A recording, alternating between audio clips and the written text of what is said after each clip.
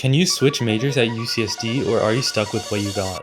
This is one of the most common questions I get asked by incoming students. So here's everything you need to know. The short answer is yes, but it depends.